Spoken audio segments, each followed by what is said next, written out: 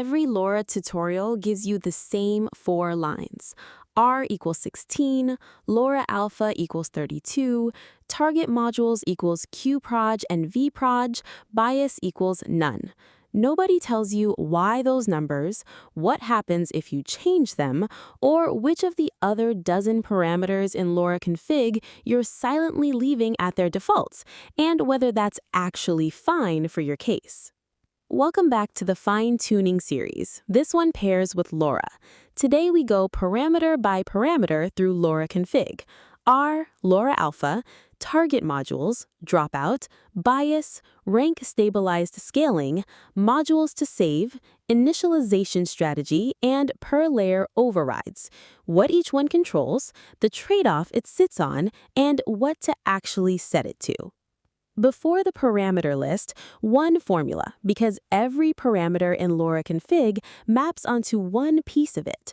LoRa replaces a full weight update with a low rank approximation.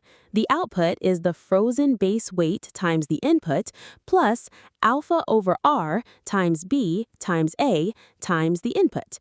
B starts as all zeros, A starts as random values, so at step 0, that whole second term is exactly 0. The adapted model starts out numerically identical to the base model, and training grows the delta from nothing.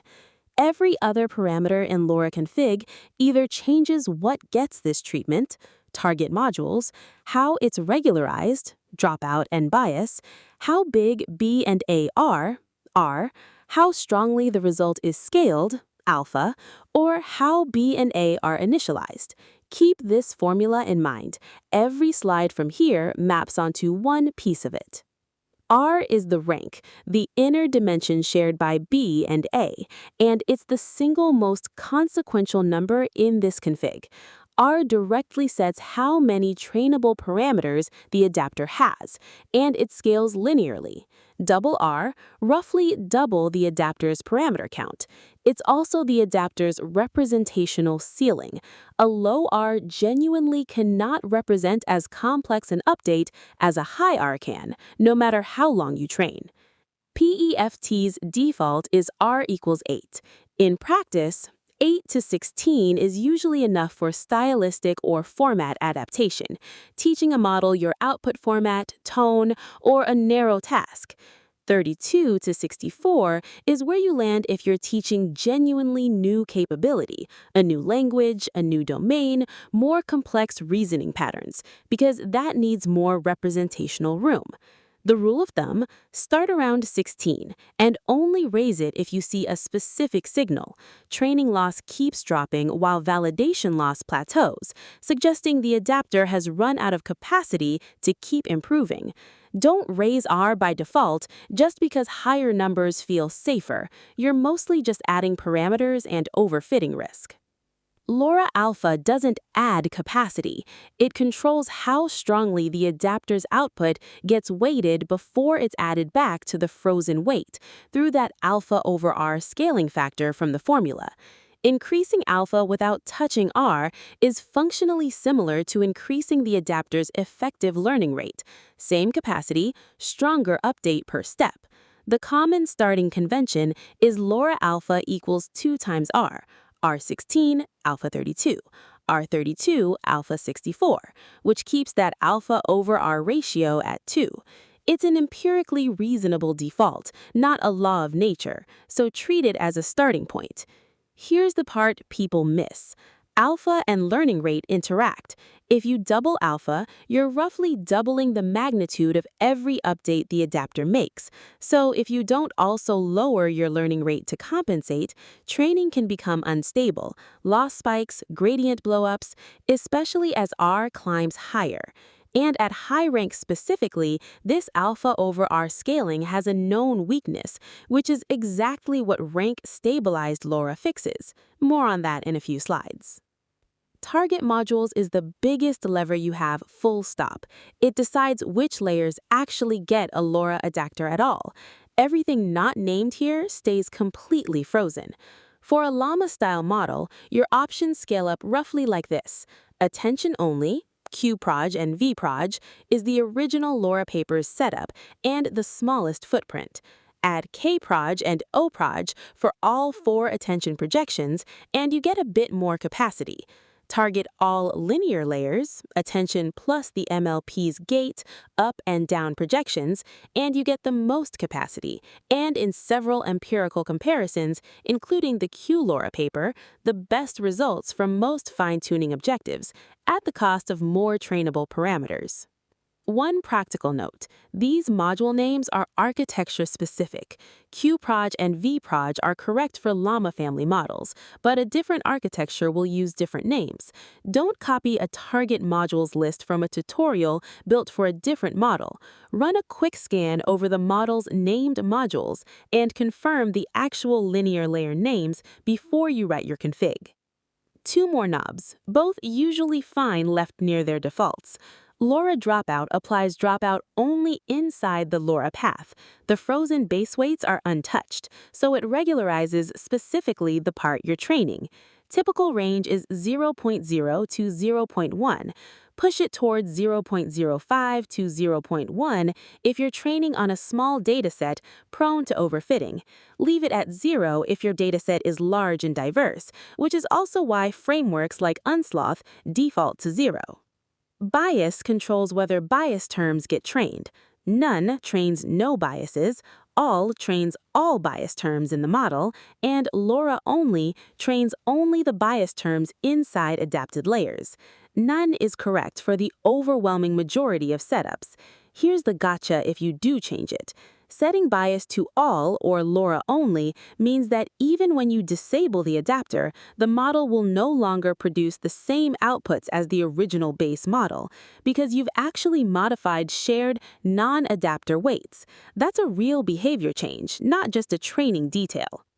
Use RSLora addresses a specific weakness in the standard alpha over R scaling. As rank grows large, that scaling shrinks the effective gradient magnitude in a way that empirically destabilizes training. Rank-Stabilized LoRa changes the denominator from R to the square root of R, alpha over square root R, instead of alpha over R, which keeps gradient magnitudes more consistent as you push rank higher. It's a one-line change. Set use RSLora equals true in your config. Use it whenever you're working at rank 32 or above, and especially at rank 64 or higher. Down in the typical 8 to 16 range most fine-tunes use, it usually makes little practical difference. So it's not something you need to flip on by default, just something to remember when you're pushing rank up for a capability-heavy fine-tune. Modules to save is for the parts of the model that shouldn't get a low rank adapter at all. They should just be trained directly in full. The 2 common cases, a classification head you've added for a new task, where the head itself needs real capacity, not a rank-limited approximation, and embedding layers, or the output head, when you've added new tokens to the vocabulary, since a brand new token's embedding starts essentially random, and the low-rank update can't realistically learn a good representation for it from scratch. The catch: anything listed here gets saved in full inside your adapter checkpoint, not as a small low-rank delta. A few new token embeddings are cheap. Accidentally including the full embedding matrix or the full LM head can balloon what should be a 20 megabyte adapter into hundreds of megabytes. So use this list deliberately, not by habit. Init LoRa weights controls how matrices A and B start out, and the default is doing something specific on purpose. The default, true, initializes B to all zeros and A to random Gaussian values, which is exactly the formula from slide 2. It guarantees the adapted model starts out numerically identical to the base model, and the delta grows from nothing as training proceeds. There are alternatives. Gaussian randomizes both matrices, which is rarely worth it. PISA, Principal Singular Values and Singular Vectors Adaptation, initializes the matrices from the base weight's own singular value decomposition instead of randomly, starting the adapter already aligned with the most important directions in the existing weight. That can converge faster on some tasks, but it costs a one-time SVD computation per layer at startup and adds setup complexity. Stick with the default unless you have a specific reason to change it. PISA's faster convergence is real in some benchmarks, but it's worth trying once your basic config is already working, not as your first attempt. Rank pattern and alpha pattern let you override R and alpha for specific layers instead of applying one global value everywhere. Each takes a dictionary mapping a layer name pattern to a different rank or alpha for just that layer.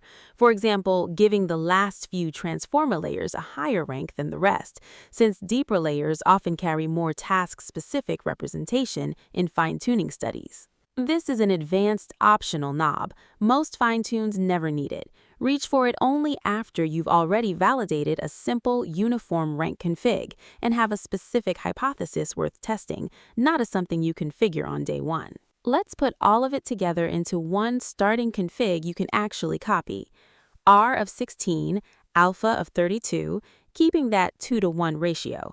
Target modules covering attention and MLP from maximum capacity. Dropout at 0.05 as a light regularizer. Bias left at none. Rank-stabilized scaling off since R16 doesn't need it. Default 0 initialization. This is a sensible starting point for instruction fine-tuning a model in the 7 billion parameter class, not a universal answer. Iterate in this order. Adjust R first based on the under- or overfitting signal from Part 9's evaluation stack. Only revisit target modules if accuracy plateaus even after R looks right. Everything else on this list stays at its default until you have a specific reason to touch it. 7 takeaways. 1. R sets capacity and parameter count. Start around 16 and raise it only on an underfitting capacity-bound signal, not by default. 2. LoRa alpha scales the adapter's contribution through alpha over R. Start at alpha equals 2 times R, and remember it interacts with your learning rate. 3. Target modules is the biggest lever you have. Targeting all linear layers usually beats attention only for capability-heavy fine-tunes. 4. LoRa dropout and bias are best left near their defaults. Small dropout, bias equals none for most setups. 5. Use RSLora swaps alpha over R to alpha over root R. Turn it on once you're using rank 32 or higher. 6. Modules to save fully fine-tuned specific modules alongside the adapter, like new heads or resized embeddings, but it inflates checkpoint size, so use it deliberately, not by habit. 7.